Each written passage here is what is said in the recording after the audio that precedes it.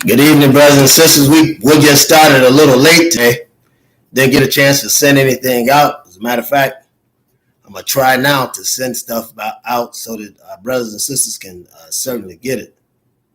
So we're starting just a little bit late today, but nonetheless, I'm happy to be here, happy to be ready to teach, because the time has come where we'll have to teach, where we'll have to continue to work and run and not be faint.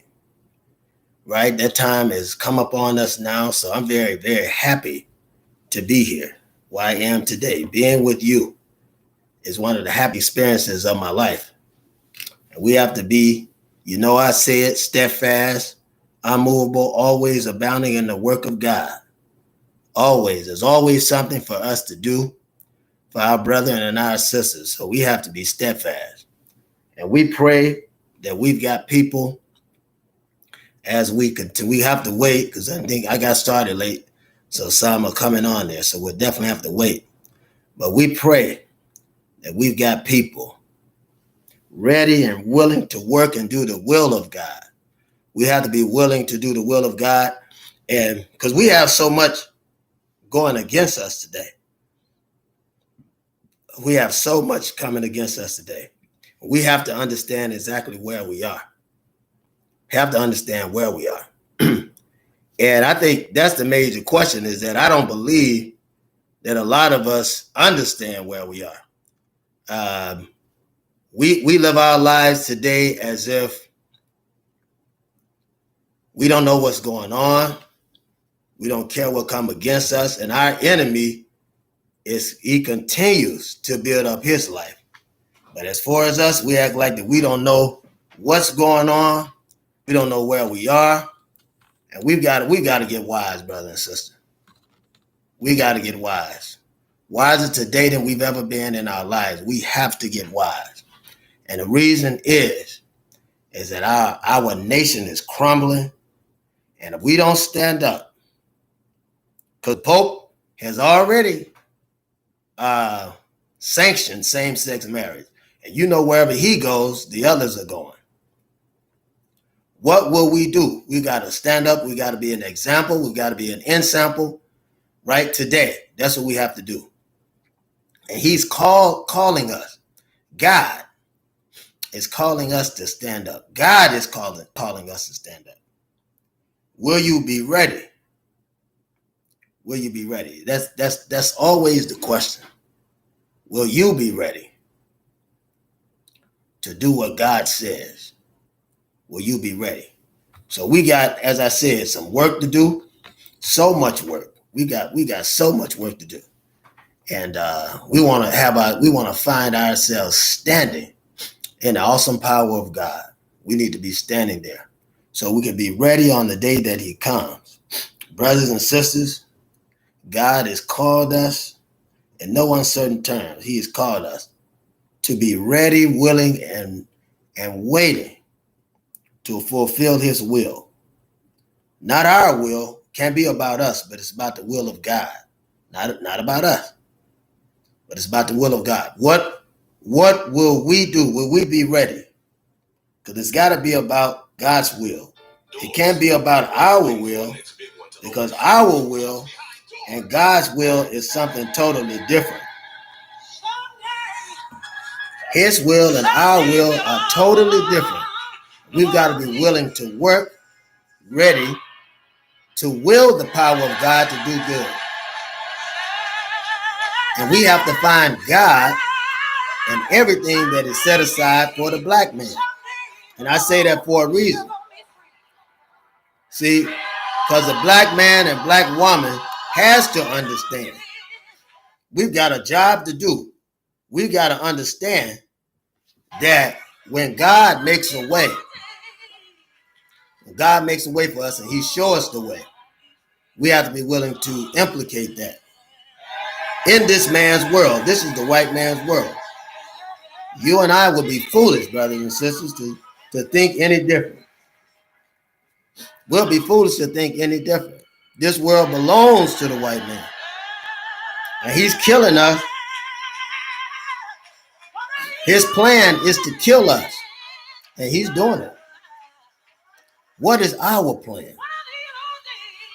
What will we do in these times? What will we do to secure us? We have to be secure in these times, brothers and sisters. We won't do it with the white man's plan. I have to be honest about that. We can't even hold it back now because racism has really taken a lead role. It's always been there, but now we can literally put our finger on it and know exactly what it's doing. Listen, racism has been around the entire time. Racism has been around the entire time, brothers and sisters. So it's been business as usual. But the problem that we face is having our people, getting our people together so that they're not helping this racial devil that we're fighting. A lot of our people are helping the devil. Yeah, because we won't fight against racism, because we won't fight against it, we're helping perpetuate the spirit of racism. You got to fight. You got to change the situation. It's not going to get any better until you and I change it, brothers and sisters. We got to. Listen, when I talk about the brothers and sisters, I'm talking about the black man, the original black man. I'm talking about a real red man. I'm talking about the real brown man and the real yellow man. We've got to get together. We've got to get together. And it's plain to see that we have the same enemy. The very same one. The very same one. And I know you probably say, well, we got some white people that are nice. Brothers and sisters, if you had 1 million bees in the middle of 1 billion bees, and you said to yourself, well, all the bees don't have stingers.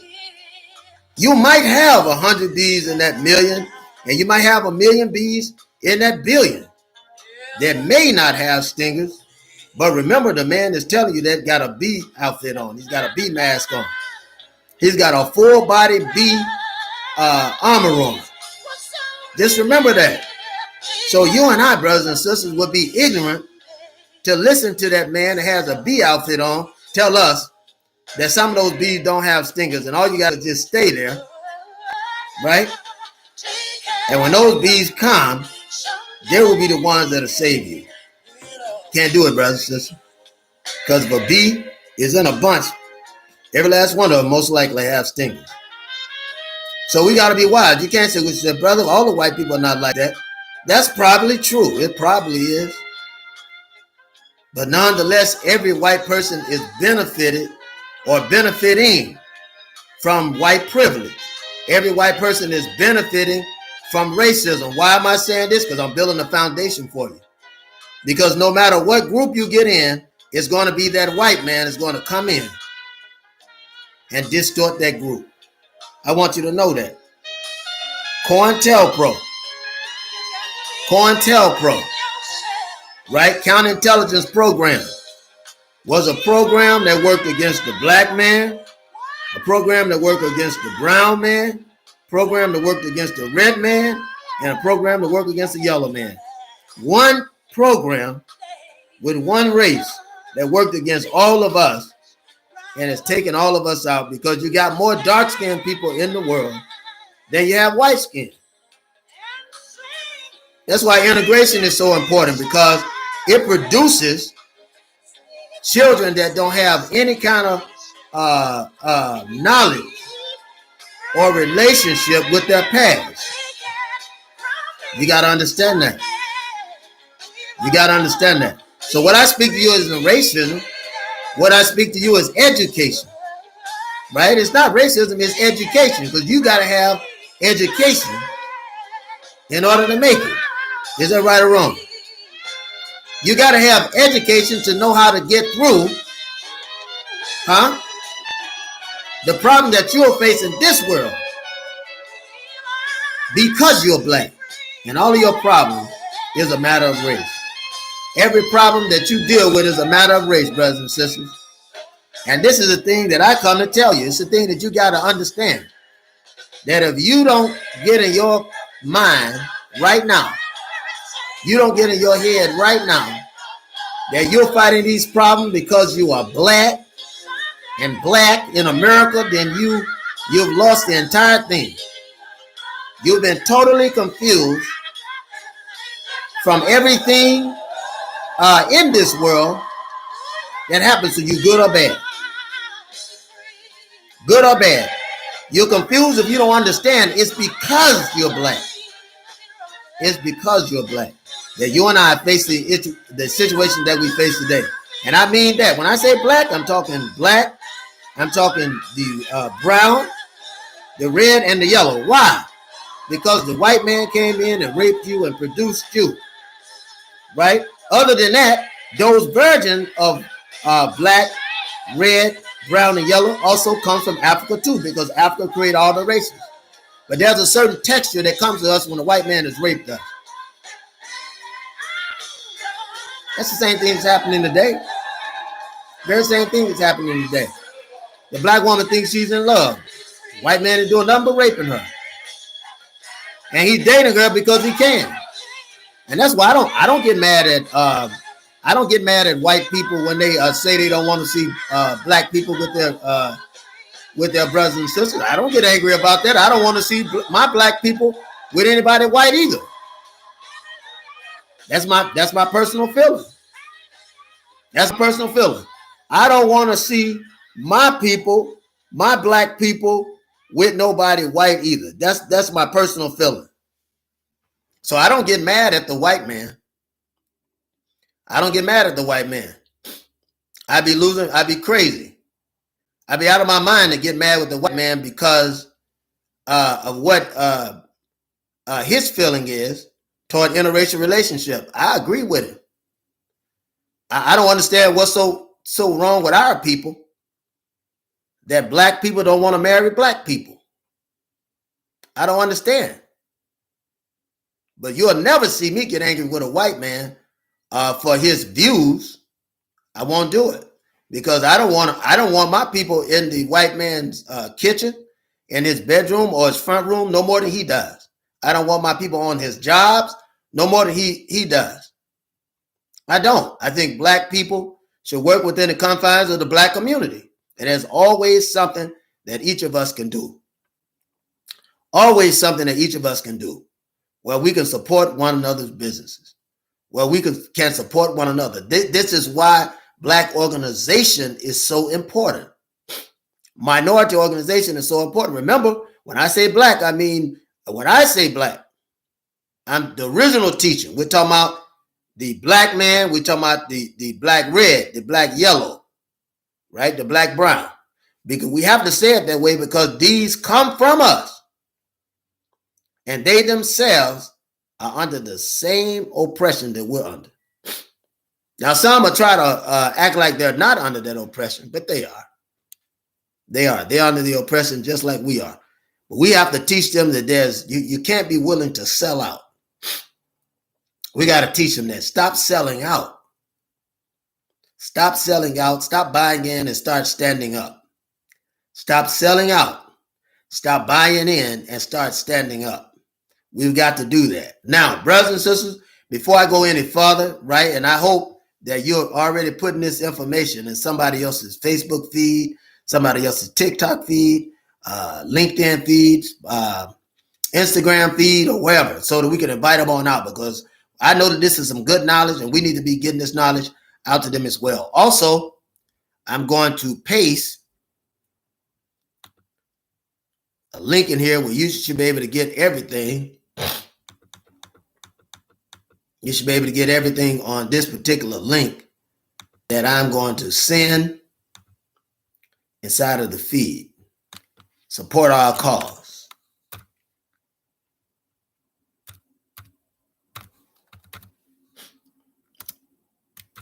Support black. So, want to make sure that we get that in there. And so somebody can come and support that would like to support. We're gonna keep doing the work, but we need money to do work, brothers and sisters. You know, here's a bad thing, and I hate saying this, but I'm going to say it. Is that when the white man is doing something, he don't even have to ask you. He's trained you already. We have to ask because he's trained you too well. You understand what I mean? Come on, brothers and sisters. You understand what I mean? The white man has trained you all too well, so he don't have to ask. You'll throw everything in his bank, but we have to ask. We have to ask. We ask you to support Black and buy Black products that will help us. We got some good things on there. We got clothing and everything else on there. We have medicines, health, what you're going to need. Those are two things that we have. That if you need something, you can definitely get it. And we want you to get it. So we want you to click through those links. And maybe there's something in there that can definitely help you. If you want to just cut through the chase, right? You want to do that, then go to Liberation Group. Cash App, we made it easy. If you don't do Cash App, that's fine. We got Venmo and some other things in there that you can go, PayPal, whatever. If you click on that link, you'll find all of those things. We also have a school, brothers and sisters. That's a school we have for those who would like to learn herbal medicine. If you want to learn herbal medicine, you want to learn it. We hope that you open up a shop. As a matter of fact, if you open up a shop, we'll help you. We'll help you. But if you want to go into herbal medicines, you want to learn it, then you're able to learn herbal medicines, because we need a lot of practitioners out there that understand herbal medicine and understand the need of it. And it's called Prince Imhotep University. I'm going to put that in there. Our college. I'm going to make sure we put that in there, called our college. And you'll be able to take your classes online. You don't even have to leave the comforts of your home. You can actually take your classes online. So we'll put in there. It's actually called Prince Imhotep University. Prince Imhotep University, and you can come on here and learn and do the very same thing that we're doing. And we pray that you open up a store where our brothers and sisters could get pharmaceuticals that are herbal, that we make, that are natural from the ground, that are natural. These are natural products. Natural products. So, brothers and sisters, we pray that that's something that you learn. Listen, we need these things around in our community. If we don't get it in our community, if we don't get these things in our community, God help us. Because we can't keep going to the devil talking about healing and things of that nature. I'll put it that way. Because I don't want, last thing I want is for YouTube to shut my program down midstream again. But if we have our own hospitals, our own clinics, we don't have to worry about that other stuff. You know what I'm talking about. I'm sure you understand. You know what I'm talking about. So today we're talking about the Most Honorable Elijah Muhammad, his assassination, which the name of the title is Killing the Messenger. Killing the Messenger. And I already know, a lot of people right now, a whole lot of people right now are spooked. A whole lot of people right now are spooked.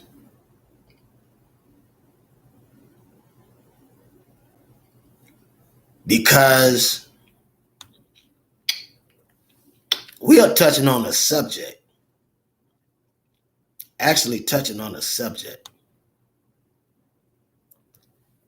that hasn't been touched upon. It should have been touched upon, but it hasn't been touched upon, and there's a reason for that. There's a reason for that.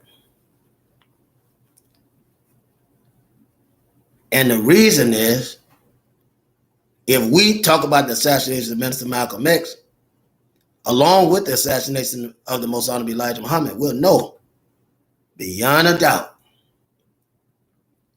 we'll know that something's going on.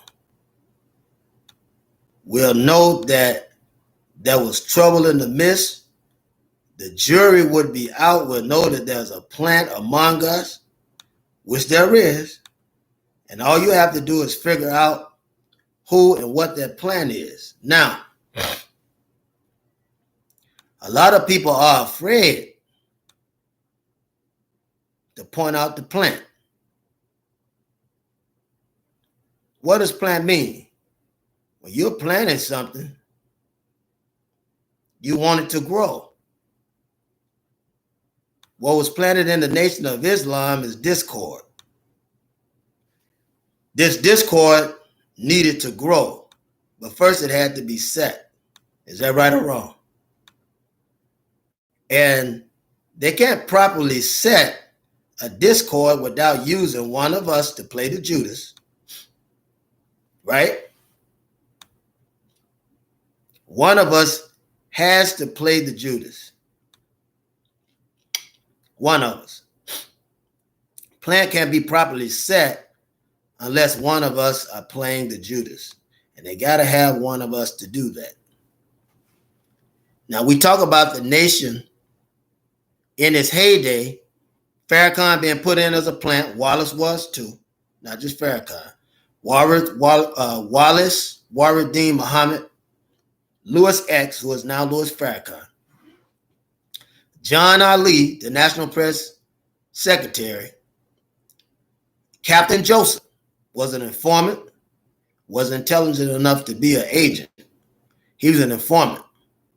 Informant find out what's going on so they could bring it back. An agent helped institute what the federal government wanted because they're part of the intelligence program, the counterintelligence program, which is counterproductive to Black progress. Isn't that right? It works against Black progress. Also, Malcolm had a man that was with him named Benjamin 2X Goodman. Goodman was a double agent. He was a double agent. And when Malcolm is killed, Goodman goes back. He goes back, brothers and sisters, to the Nation of Islam. Not that that's a bad thing, but his position in going back meant that he was able to cause trouble, be invisible, be unseen, which meant trouble for Minister Malcolm. That meant trouble for Minister Malcolm. I hope you can see that. I hope you can appreciate it. And I hope you can understand. I hope you can appreciate it. And I hope you can understand. Because when you look at this killing two birds with one stone, when you look at that, killing two birds with one stone, when you look at that, then you'll get a bird's eye view of what's actually going on. You understand what's actually going on. You won't get it if you look at one. See, if you plant a tree and you expect that tree to yield fruit because you planted and you're taking care of it, you have expectations that are normal because you did plant it, right? When you plant an organization, you expect it to grow. It creates seeds and you expect it to grow. And let's get in the area of planting and reaping. Let's get in that area. If you plant, so you got a field that has many different fruit in it, many different vegetation. If you plant one thorn, one thistle, that thistle will germinate to create others because it spreads out. It's a part of its nature. It's a part of its nature, right? All of us have a nature to us. Different races, different animals, right? Different people, a mid-race. All of us have a nature, but the blueprint See, there's a characteristic of our nature, then there's a blueprint of our nature. Now, the blueprint of black people is to love one another, to naturally embrace one another, right? That's the blueprint. To be religious, excuse me, brothers and sisters, to be religious. That's a blueprint of black people. Now, when you see a black person that's non-religious, then you know it's out of his character, and you could probably judge from that point because he's not. There's a certain aspect of his humanity that he's not going to have. And I said humanity because he's black. Now, listen to this. There is, and I use the term correctly, there is humanity, there's human, and there's man. So you have human, humankind, and mankind, right? These are the three articles of intelligent or intelligentsia as it relates to the human race. But when you get to the mankind, that's not a part of the human race.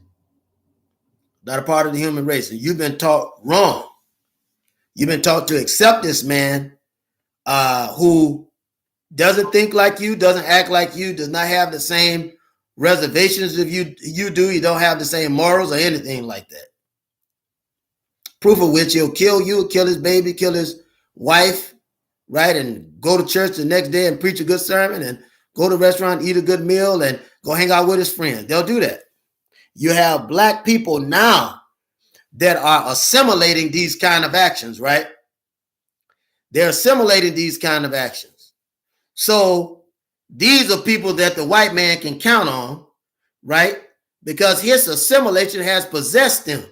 His action, his behaviors have flown over into that person's psyche, which is possession, right? When you've been manipulated, right, into doing something psychologically, mentally, emotionally, and I said that mentally, emotionally because they're different, behaviorally and otherwise. I want you to understand something. The Most Honorable Elijah Muhammad was the victim of an assassination from blacks that assimilated the oppressor. And in plain, some people will sell out for any amount of money. They'll sell out. Any amount of money. It doesn't matter what money it is. They'll sell out if the price is right. Isn't that right? People will sell out. Not only will they sell out, that means to compromise themselves, but they'll sell you out. That's what people do. Now, that's not human nature, right? Because humans were taught different than that. As black people, we were taught different than that. That's not human nature. But it is the nature of the beast. And if we're assimilating the nature of the beast, then we will act out what they'll act out. Isn't that right? We have to understand that. I want you to get a full foundation of what's going on. That Minister Malcolm wasn't the key. It was the Most Honorable Elijah Muhammad. We had to get both of them. Because Malcolm was one of the few people that actually believed in what Elijah was doing.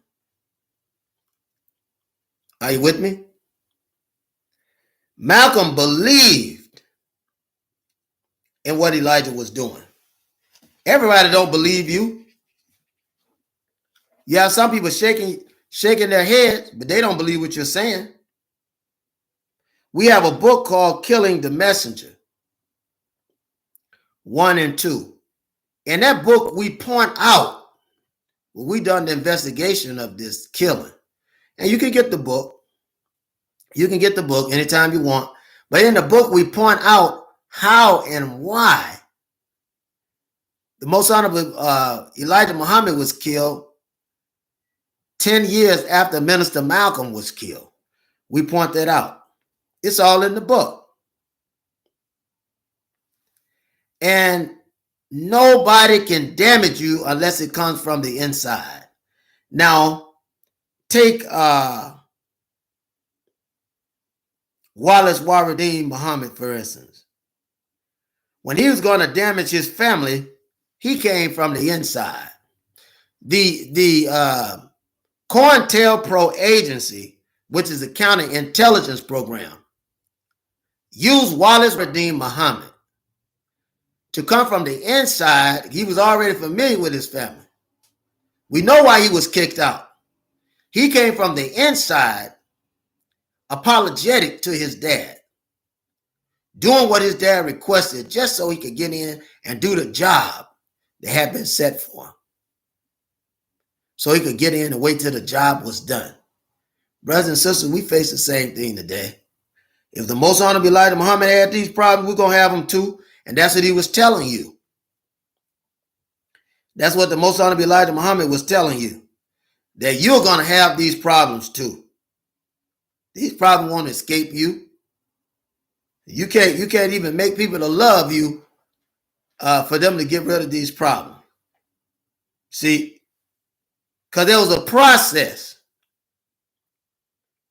You couldn't just come out and kill Elijah Muhammad the way you killed Minister Malcolm. There's a process for that.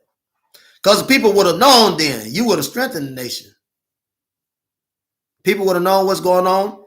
They would have gotten rid of Farrakhan, got him out of there. And would have started rebuilding immediately. But the name of the book is called Killing the Messenger. Killing the Messenger.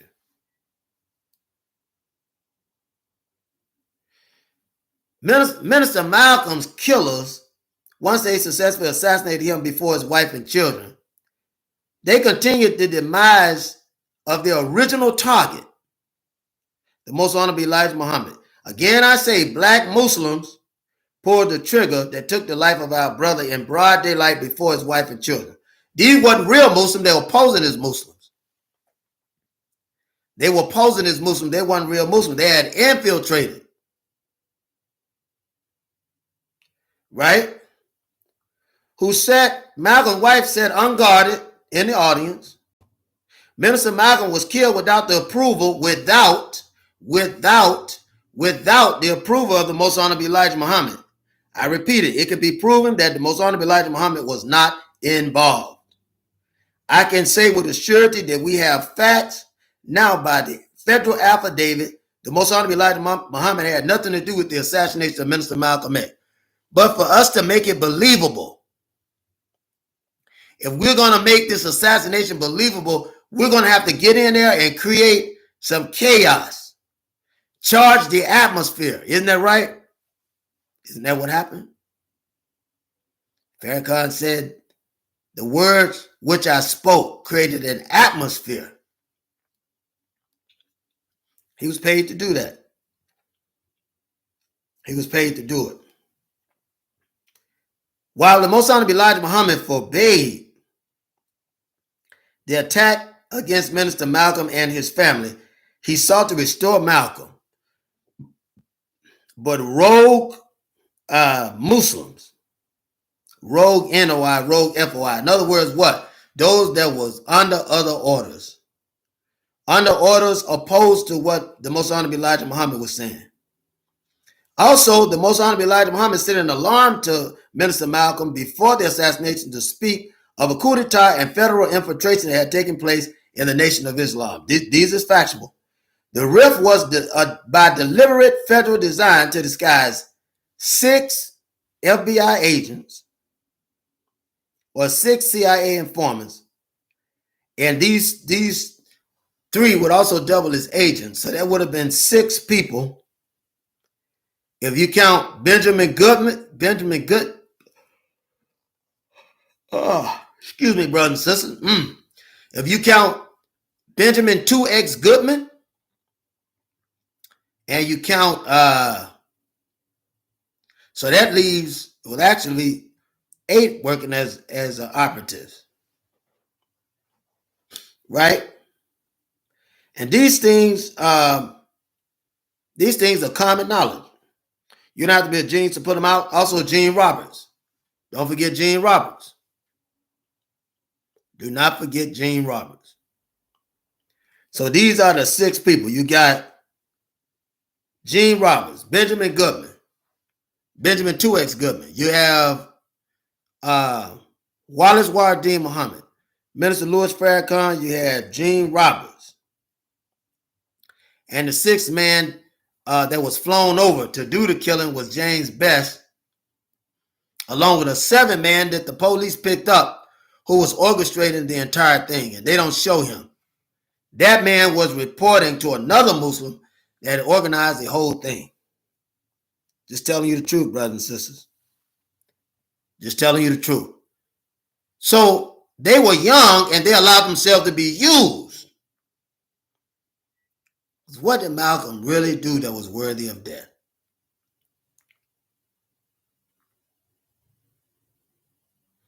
We got to learn to disagree without being violently disagreeable, brothers and sisters.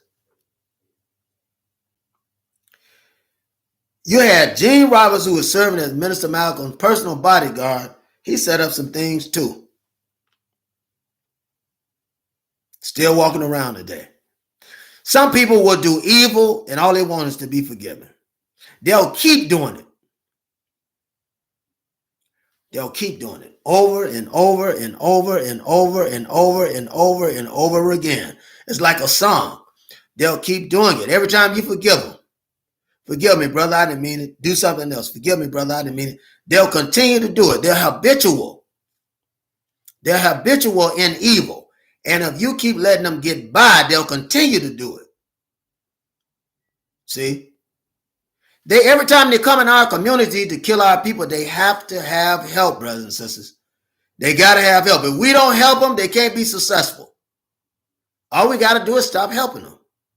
They can't be successful. No success. You can't use us to do it. You understand what I'm saying? So we've got to get wise. We got to be an example and ensample to our community because there are children growing up that are watching this. And what do we want them to do? We want them to take our community further. We've got to stop selling out. We got to stop buying in. Right? We got to stand up. Nobody ever talks about the death of the Most Honorable Elijah Muhammad. Farrakhan talked about it. Nobody knew, but Farrakhan talked about it. So that tells you that he knew something about it. Now, it was the people close to the Most Honorable Elijah Muhammad that ended up killing him with cortisone pills and cortisone cream. And that stuff does a number on you. That stuff does a number on you. We can't overlook it. We can't overlook it. We have to be able to call a spade a spade. We have to be able to see what we're up against and accept it as that. We'll never change if we don't. Weakness was in the camp. Division was in the camp. Brought in by Wallace. Further carried by Farrakhan, 2 FBI CIA agents. John Ali, the National Press Secretary. Benjamin Goodman. He was with Minister Malcolm when Malcolm left the Nation of Islam and went over to OOAU. Goodman was with him. When Malcolm was shot, Goodman introduced him and went straight to the back, along with the other sister that was working on duty. You got to use your head, brothers and sisters. They can't get to us unless they use one of us to do it. We have to be willing to die. I'd rather have 2 people around me that's ready to stand and go to war and pray and meditate and knock a few heads, stomp a few feet, than hundreds of Judases around me that make it look like we got a strong crowd. Because I know when the trouble comes, then people are going to begin to hightail it and get to the next place they can get to. It's going to be safety for them and leave you all down in the middle. That's what they did to Most Honorable Elijah Muhammad and Minister Malcolm. They turned against him. It wasn't Muhammad that turned against Minister Malcolm, but they're feeding him.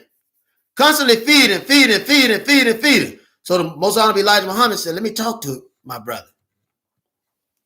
He talked to him, right? The focus falsely shift to Malcolm. Not that Malcolm had did anything wrong, but it was a threat that he was to the money changers. Malcolm was going to stop him from stealing from the budget, reestablish order, the order that the Most Honorable Elijah Muhammad desired to be reestablished. Wallace wasn't going to have that. That was going to cut into his money. The other ministers there wasn't going to have that because that was going to cut into their money. The Most Honorable Elijah Muhammad had the fastest growing plan for black people in America, and also it was going around the globe. With his Minister Malcolm, once he finished in America, he's going to send him overseas. Go over there, go to Korea and all these other places. Here's the problem. These places have a strong art against America. And you see a black man going to these places with a foreign mind and foreign review.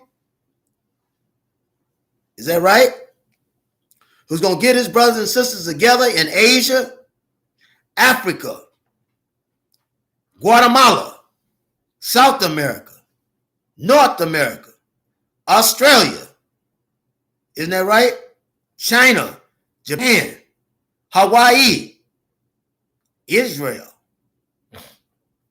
Said something got to be done about him. Who? This Elijah Muhammad.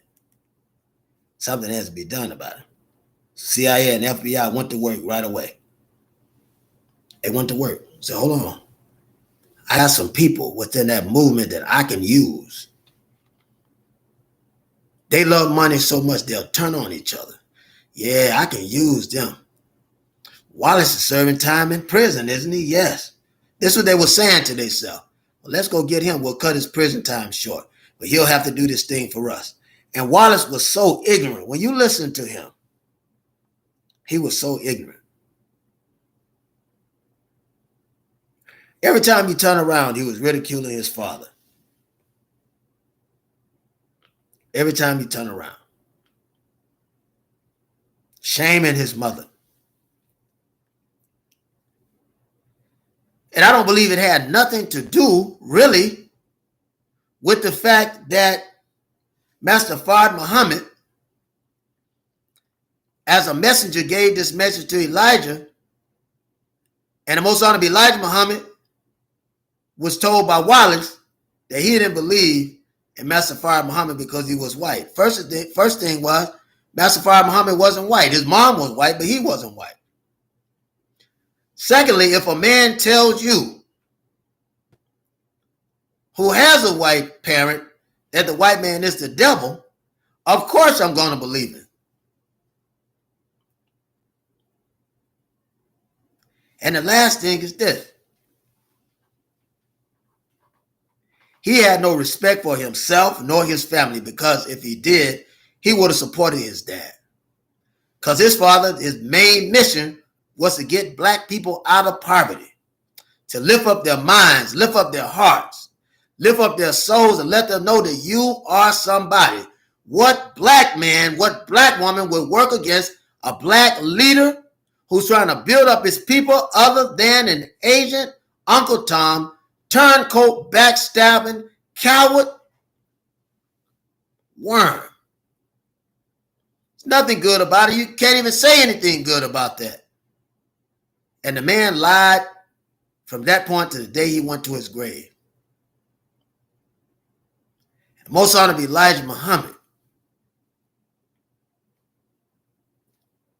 was constantly disappointed by Wallace. His son ran the entire operation to assassinate him and Minister Malcolm.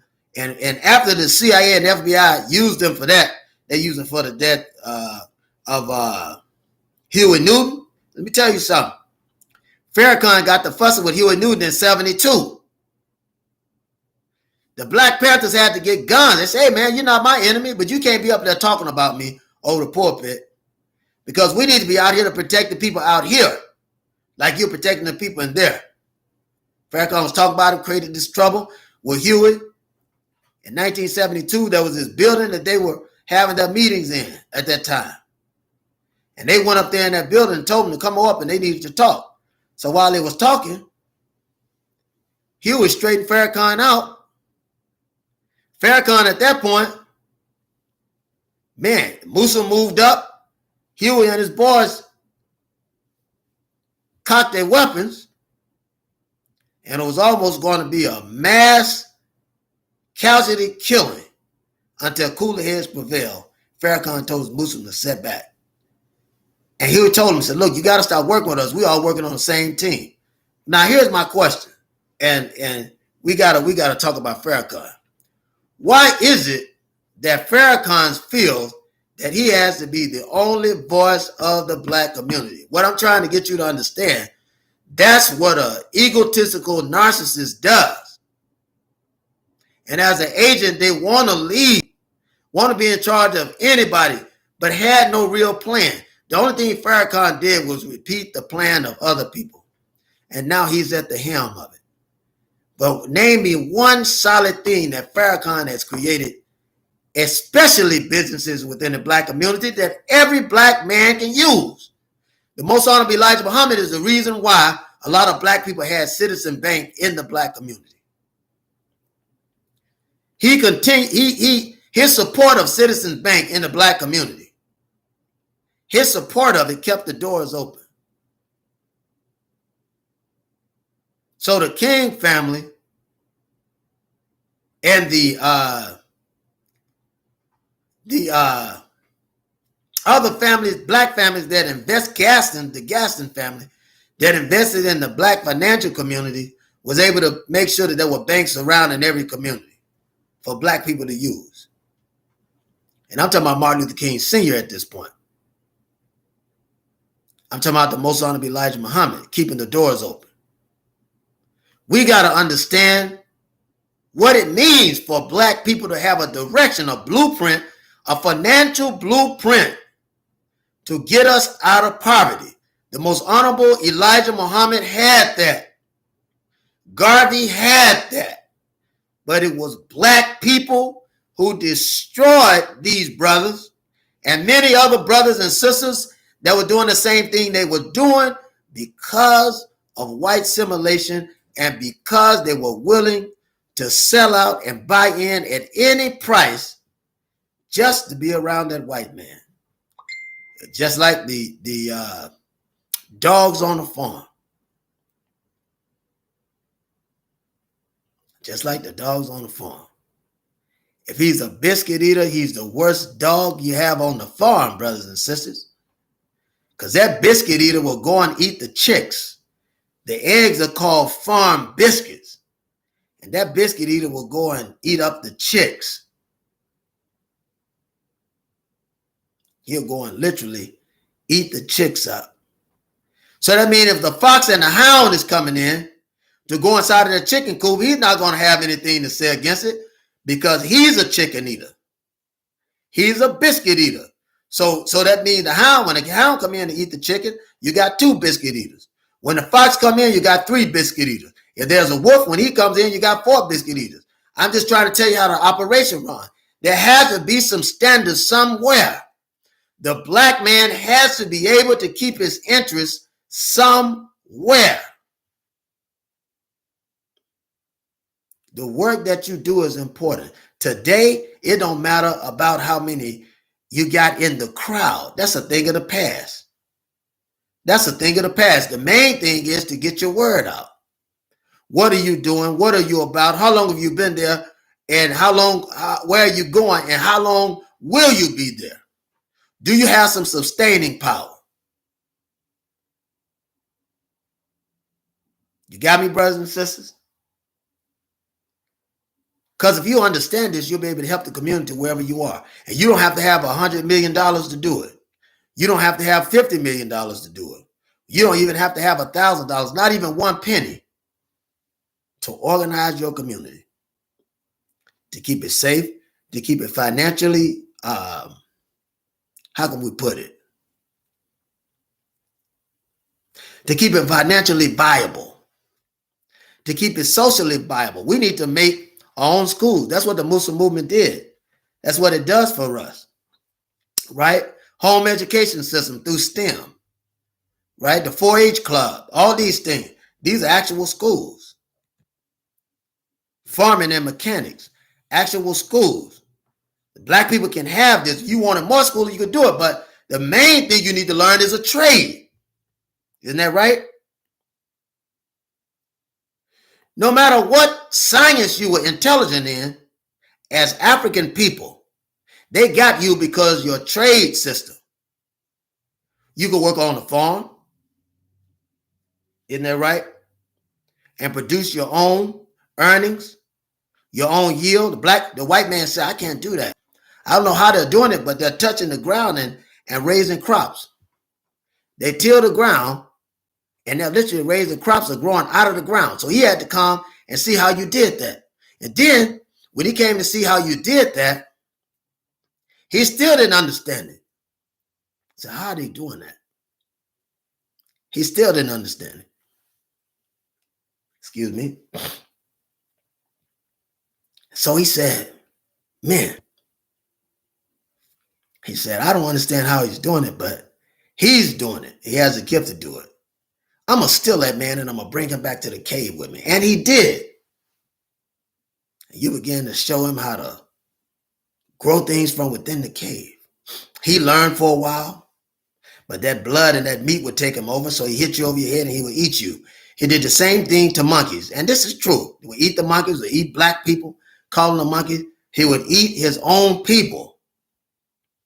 Said that they were underdeveloped. He would eat his own people. What does that tell you, brothers and sisters? What does that tell you? The white man from the beginning could only function with the taste of blood. Our system of religion, our system of education, our system of socialism, and all the other systems that we have out there will not help him because he's absolutely disagreeable with, absolutely disagreeable, and you can't get along with him, and he has a taste for blood, and he has a taste to rule over you. You got to know that. You got to know that. Any foundation, any organization you make or anything like that, they have to be in the lead. And if they're not in the lead physically, then they want to be in the lead financially. And if they're in the lead physically and financially, then they want to be in the lead organizationally. And you have to understand that. Now, let's get back to our subject. The white man didn't control the Nation of Islam. He did control them. This is a problem because he needed to control them. He wanted to control them. He did control them, but he needed to control them and he wanted to control them. Because if he could control that, then there's more money inside of his financial system, right? If you have black people, and this is the whole idea behind Tulsa, Oklahoma. And I keep using these examples because I want you to understand. If you have black people that have their own stuff, they don't need anybody else. It's that plain and simple. They don't need the white banks so they can make their own bank. They don't need white lending associations. They can make it on their own. They don't have to go to get to white institutions to ask for loans. They can make it on their own. They ain't got to ask nobody white to come in and help them do nothing because at that point, they can do it by themselves. And what I'm trying to get you to understand, brothers and sisters, is this. Is that the only way that you and I are going to make it is that we do something for ourselves. This system is failing. Cryptocurrency is a prime example of how this system is failing. You don't believe it? Let me explain it to you. The minute that they ratify this currency, they'll have total rule over other people. It'll be a troop type of mentality. Total rule over other people. As soon as they have crypto is accepted, they already passed the laws on it. But as soon as it's accepted, the only reason why the dollar is valuable now and Form K is valuable now is that you have to have credit cards right now, and you also have to have coins. You got to have them right now. You got to have a dollar system right now because they haven't phased it out.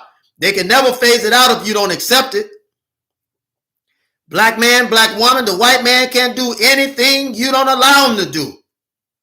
He can't do anything that you don't allow him to do. Black man, brown man, red man, yellow man. The white man can't do anything that you don't allow him to do. If he does it, it's because you helped him do it. Do you understand that? I pray that you do, brothers and sisters. I pray that you do. Because that's the very thing that's going to get us out of the situation that we're in. But if we don't work against the system that oppresses us, we'll never get out of the situation that we're in. We got to work against the system that oppresses us, brothers and sisters. We got to work against it. I remember when Dr. Khaled used to give this lecture to us, and he would give a talk. If you was around him personally, he'd talk to you. If you had the chance to be around him personally, he'd talk to you. And a lot of the ones that was around him in the earlier years had left him. You understand what I'm saying? They was around when it was hot, it was popular. He was taken off, and everything was good. As long as Khaled didn't need nothing from them, they was around him. They was around him. You name it, they was around him as long as he didn't need anything from them. And half the time when they asked him to do something, they were busy trying to set him up. I remember this one situation. And this was during the Million Youth March, where Sister Malika was there. Khaled had chose her in leadership capacity to make some things happen. There were two under Sister Malika that didn't like to be under her. It had nothing to do with her. It was really Khaled. He really, the chiefest one of these two that was envious of Khaled, he really wanted to replace Khaled. He wanted to be in charge. And ever since the death of Khaled and he took over, he didn't do anything but destroy that organization. And whether it's under orders to destroy the New Black Panther Party or whether he's destroying it from his own ignorance, nonetheless, the perfect specimen was picked to destroy the New Black Panther Party. So you had Sister Malika. Khaled was ahead of his time because he was all for women getting in a position of leadership.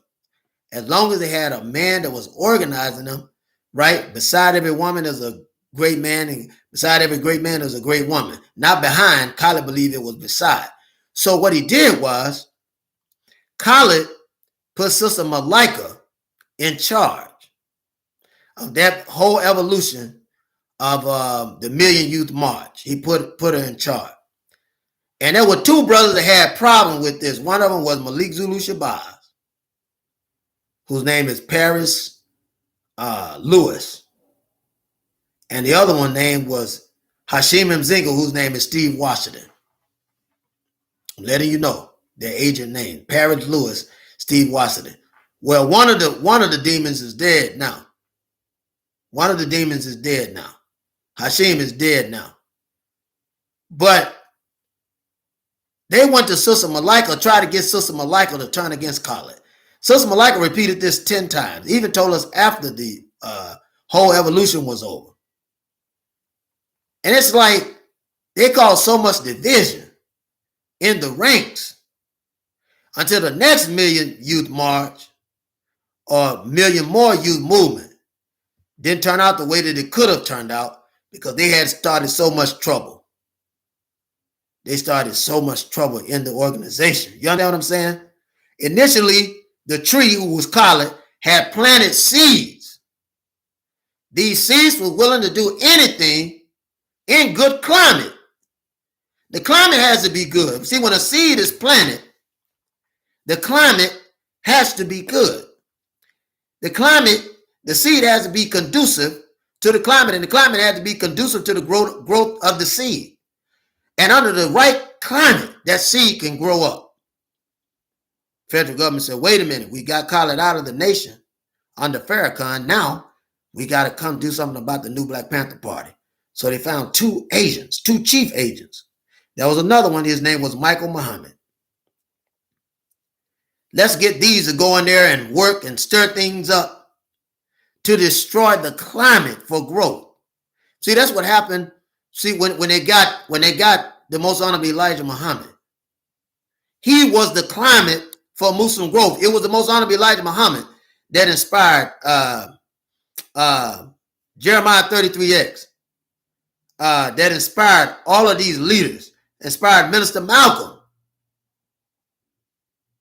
See, the Most Honorable Elijah Muhammad was the atmosphere to inspire that because of what he was teaching, his message to the black man, with the message to the black man, still a powerful book today. The government said, wait, we got to stop this book, and we got to find somebody to discredit Mr. Muhammad. That was Wallace. Wallace put the bug in the ear of Minister Malcolm. Minister Malcolm was disturbed. Wallace said he didn't know that he was disturbed. He could tell. No. Malcolm said that if you go look in the earlier recordings with Mike Wallace, Malcolm says it.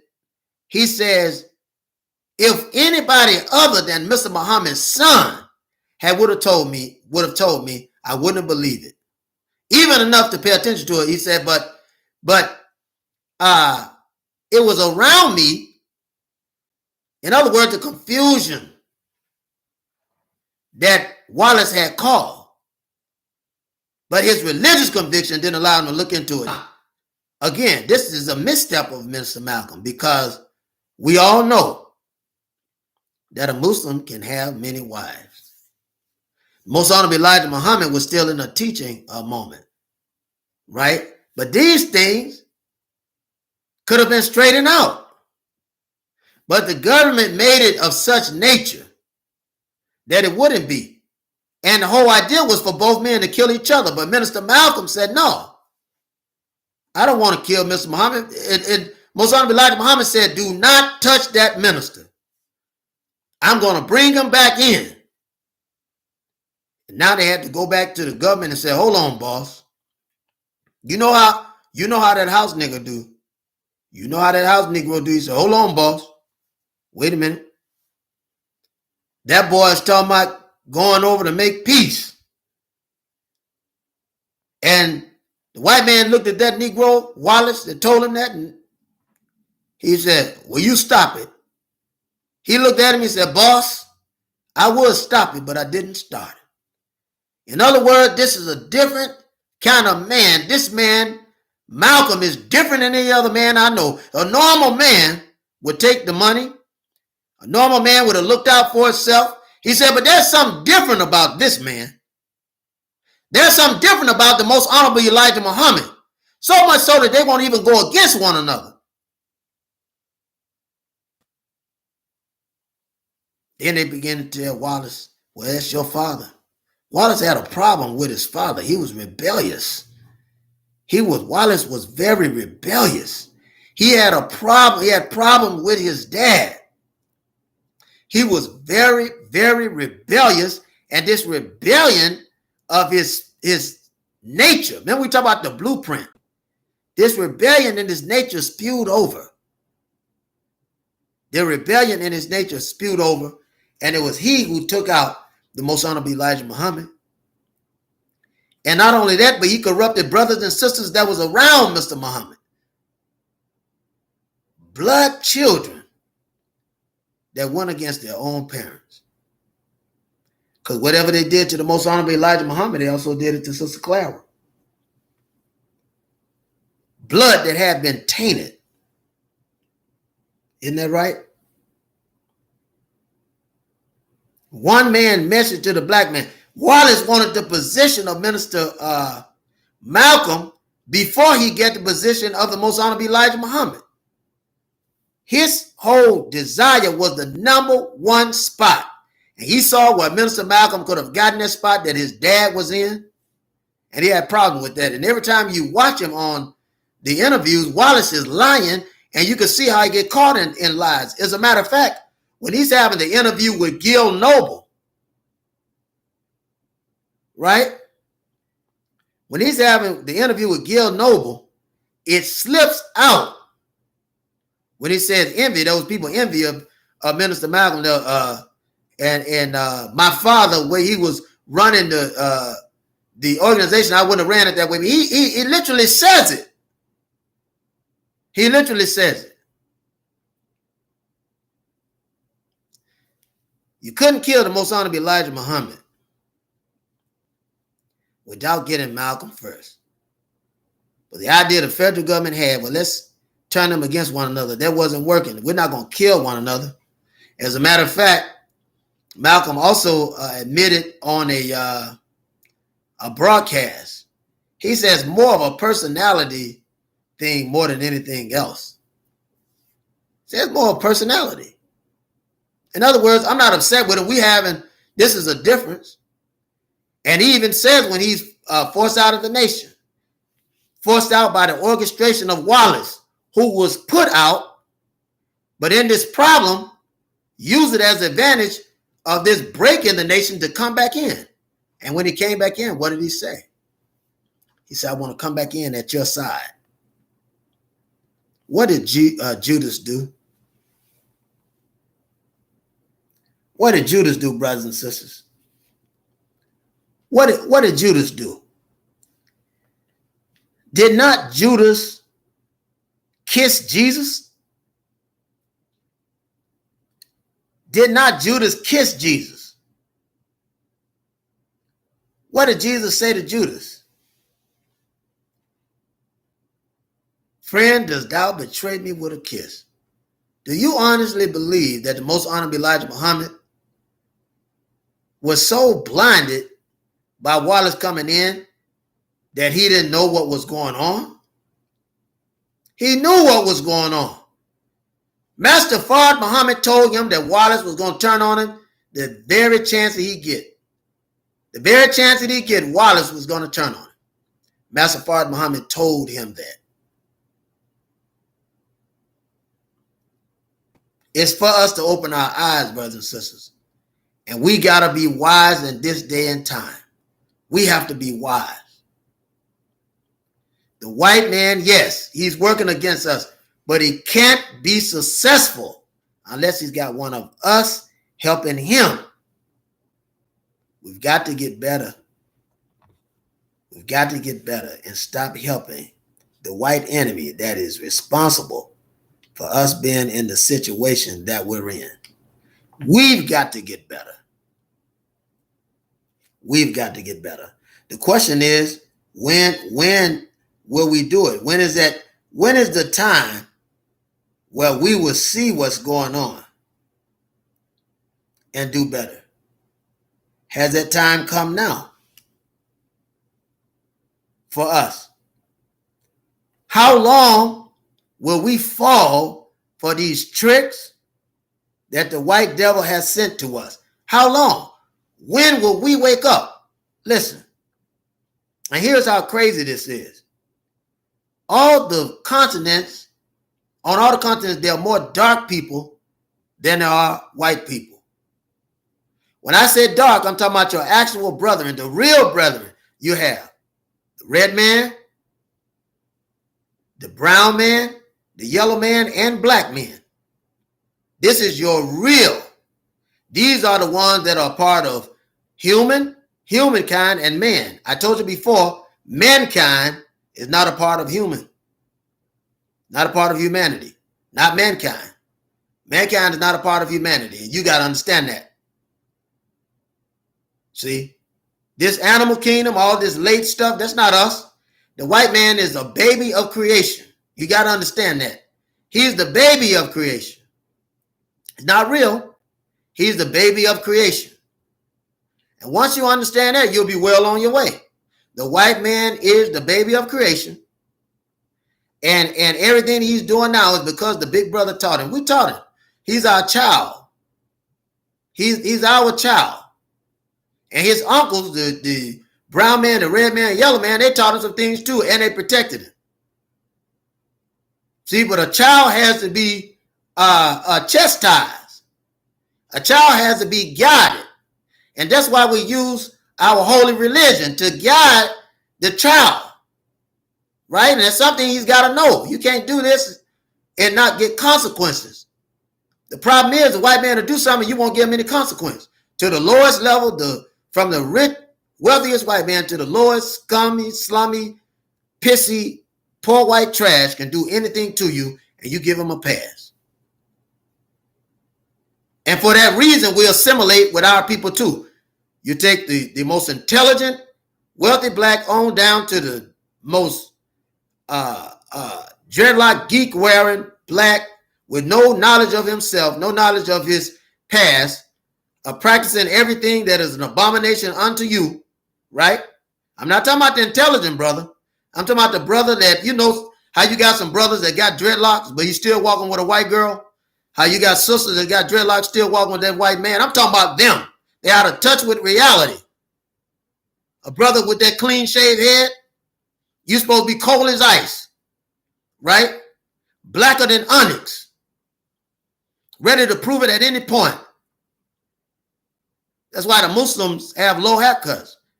And many of them are bald, besides the fact that they're losing their hair. The other reason is that when an African wore that, he was a martial artist and a warrior. He was in his warrior tone, right? And he dressed his way to become one with the elements. That's a whole nother story. Every ninja was black. Every jiu-jitsu was black. They had something called sticks in Africa that the African used. Defense art. All of these things come from Africa. All of the races come from Africa. Everybody that's out there come from you, come from us. That's what I'm trying to tell you. That's what I'm trying to tell you. Stop letting the man turn you against one another. You got the same blood running in you, and here's an outsider, right? An outsider. The Hyksos is telling you, same thing he was telling the Egyptians. He's lying then, and he's lying now. Taking your stories, rearranging it, and selling it back to you. And because you're a peaceful person, right, and you're not observing this man to be what he is, he's able to come in and continue to do it all the time. Proof of which, he revised the Bible all the time. A lot of you need to get old Bibles and hang on to them. You need to get the Quran, hang on to it. Match them. Get the ones that are saying the same thing. Right? Reproduce your own Quran. Like the Most Honorable Elijah Muhammad. He was a teaching model, a guide. Malcolm was only strong because of the Most Honorable Elijah Muhammad. Elijah opened stores. Elijah opened temples. Elijah opened lending associations. Elijah would help renovate houses so black Muslims can get it. He was an example. He was the standard. Elijah was the standard. Malcolm was the apprentice, the standard of the apprentice unto the Most Honorable Elijah Muhammad. He was a representative of the Most Honorable Elijah Muhammad in the Nation of Islam. The Most Elijah Muhammad was the Most Honorable Elijah Muhammad was a representative of Master Fard Muhammad. So if you want to take down an organization, take down the two leaders, right? Take down the two leaders, and you have destroyed successfully their organization and the climate of their organization, because no one else could produce the climate other than the two that were ordained to do it. That's all I have for you, brothers and sisters. I just want you to wake up. We got to wake up. We got to wake up. We got to be steadfast. We got to be unmovable. We got to be always abounding in this work. God has given us this work. It don't matter how many people you got with you. When God has given you something to do, just do it. Nobody may not show up, but just keep on working. But you and I would be foolish going out there in the community, marching around by the thousands. Today, we need to be teaching our children how to respect authority. We need to be raising them up with strong sense of self. They need to have a do for self mentality. They need to have a strong spirituality and in touch with religion as a practice. Learning to be fathers to children and not just making children and not being there. Learning to be respectful to our women. Right? Learning to raise them, teach them things they don't know.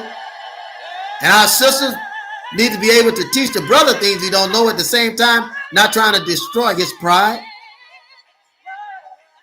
That's what Allah is calling us to do, brothers and sisters. God or Jesus, whatever you want, Jehovah. He's teaching us that. We got to learn that. We got to get to the point where we've learned that. And we can't do it without learning the truth. Yes, the white man, the white man, the white man, the white man. But he can't do anything without us. He can't kill those two birds with one stone without us. He needs us. He needs us to do his dirty work within our community. He can't do it. But we can. If we do what he's saying, we can do his dirty work within our community. But we got to stop doing the dirty work of the white man in our community. Isn't that right? We got to stop doing the dirty work of the white man in our community. We got to stop it. God is preparing us. We have to be willing to be truthful and speak truth. We have to be willing to be truthful and speak truth. There are black people in the community that are coming to work against us, brothers and sisters. Work against the work that we have to do. Work against what God has given us. We got to be wise. We got to be steadfast. And we got to be unmovable, always abounding in the work that is found in God. God has set the work for us. We got to be willing to do it. We have to be willing to do the work of God to change the community. And what is that? Mr. Muhammad has the only program that will change us. Well, us going inside the community, getting one person at a time and telling them that you're beautiful. God loves you. God didn't create you to be in this situation that you're in. God said, right, raise up you mighty black men and black women. Raise up and rise up. Because there's a work for you to do. There's a purpose for your life. God has created you to be the leaders within a world that is dark, that you may set light and knowledge unto the ignorant. God has a work for you to do. As the black man, the brown man, the red man, the yellow man. God has work for you to do. And I'm talking about the authentic black, red, brown, and yellow man. The authentic one. Because you know there's some Rachel Dolezals out there. There's some Rachel Dolezals out there that are saying that they're black. They're putting on all this man tan and dunking themselves in cocoa. You have some white people, white girls that will knotty their hair up just to get with that black man. Paint their face just to get with that black man. But I'm talking about the real ones. The real indigenous nations of this world. God has caused us to come together and be an example and ensample to our brothers and sisters on this planet. So that we can change our tomorrow. With the teachings of the Most Honorable Elijah Muhammad and Master Fard Muhammad. His message to the black man to lead us from out of this degradation to this out of this poverty to intelligence and wealth. Brothers and sisters, that's what he's calling us for. I appreciate the time that I've had with you, brothers and sisters. If I didn't say it in the beginning, I say it now. I love you. Peace be unto you. And assalamu alaikum.